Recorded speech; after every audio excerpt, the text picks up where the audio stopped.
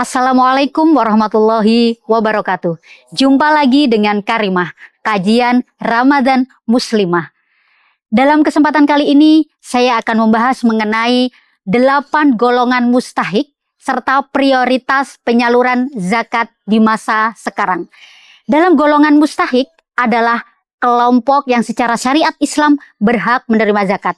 Dalam situasi seperti sekarang ini adalah sangat penting untuk memahami yang berhak menerima zakat dan penyalurannya agar tepat sasaran dan memberikan manfaat yang maksimal bagi masyarakat yang membutuhkan.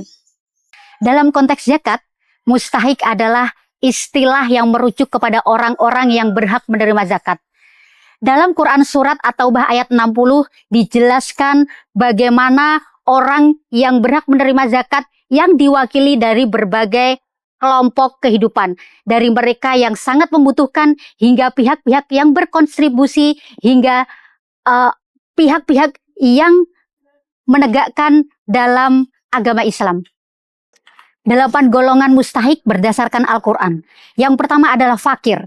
Fakir adalah orang yang tidak memiliki harta atau penghasilan yang mencukupi untuk kebutuhan sehari-hari. Golongan ini berada dalam kondisi yang sangat sulit sehingga menjadi prioritas utama dalam penyaluran zakat. Yang kedua adalah miskin. Berbeda dengan fakir, golongan miskin adalah mereka yang memiliki penghasilan tetapi tidak cukup untuk memenuhi kebutuhan pokok. Meski lebih daripada fakir, mereka tetap memerlukan bantuan untuk memenuhi kebutuhan hidup. Hadis Nabi Muhammad SAW bersabda, orang miskin bukanlah mereka yang meminta-minta kepada manusia lalu diberi sesuap 2 suap makanan atau 1-2 butir kurma.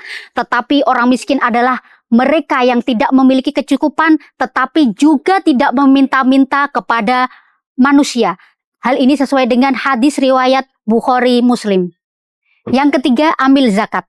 Amil zakat adalah mereka yang bertugas mengumpulkan, mengelola, dan menyalurkan zakat kepada yang berhak.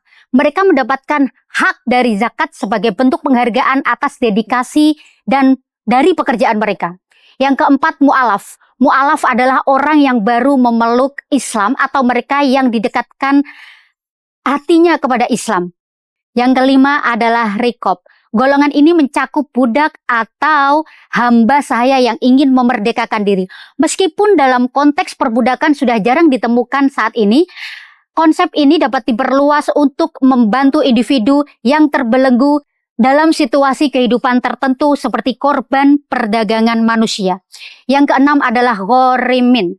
Ghorimin adalah orang yang memiliki utang yang tidak mampu untuk mereka lunasi, terutama jika utang tersebut digunakan untuk kebutuhan yang halal. Bantuan zakat kepada mereka dapat meringankan beban dan untuk mengembalikan keseimbangan ekonomi mereka.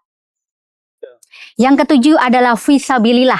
Fisabilillah berarti di jalan Allah dan mencakup segala bentuk perjuangan untuk menegakkan agama Islam, termasuk pendidikan, dakwah, dan pembangunan fasilitas umum yang bermanfaat bagi umat.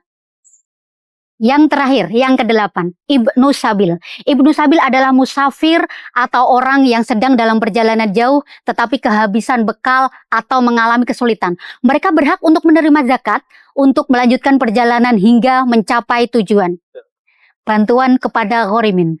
Meningkatnya tekanan ekonomi seringkali menyebabkan banyak orang terlilit hutang, dan golongan ghorimin ini yang menggunakan hutang untuk kebutuhan mendesak, seperti pengobatan, pendidikan, memerlukan perhatian khusus. Yang ketiga, dukungan untuk mu'alaf. Di masa sulit, mu'alaf seringkali membutuhkan dukungan lebih untuk menguatkan iman mereka. Zakat dapat digunakan untuk memberikan bantuan finansial, pendidikan agama, atau fasilitas dasar lainnya. Yang keempat, pengembangan fisabilillah.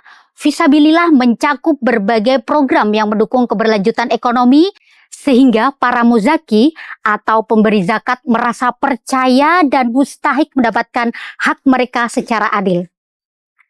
Yang ketiga, pemanfaatan teknologi. Teknologi dapat membantu proses identifikasi mustahik, penyaluran zakat, dan pelaporannya. Misalnya, menggunakan aplikasi untuk membantu kebutuhan mustahik secara real time. Keempat, kolaborasi dengan komunitas. Melibatkan komunitas lokal dalam proses distribusi zakat dapat memastikan bantuan sampai kepada pihak yang benar-benar membutuhkan. Dampak positif penyaluran zakat bagi mustahik. Penyaluran zakat yang tepat dapat memberikan dampak positif yang signifikan seperti mengurangi kemiskinan, meningkatkan kesejahteraan, dan mendukung kehidupan yang lebih layak. Kesimpulannya adalah bahwa 8 golongan mustahik adalah pilar penting dalam syariat zakat. Dalam masa krisis, penyaluran zakat yang tepat sasaran dapat memberikan harapan yang baru bagi kelompok yang rentan. Mereka berkesempatan untuk bangkit dan mandiri. Sahabat yang dirahmati Allah, mari bersama-sama berkontribusi dalam memberdayakan umat melalui zakat yang dikelola dengan profesional dan transparan, sehingga keberkahan zakat dapat dirasakan oleh seluruh masyarakat. Wallahul muwafiq ila aqwamit thoriq. Wassalamualaikum warahmatullahi wabarakatuh.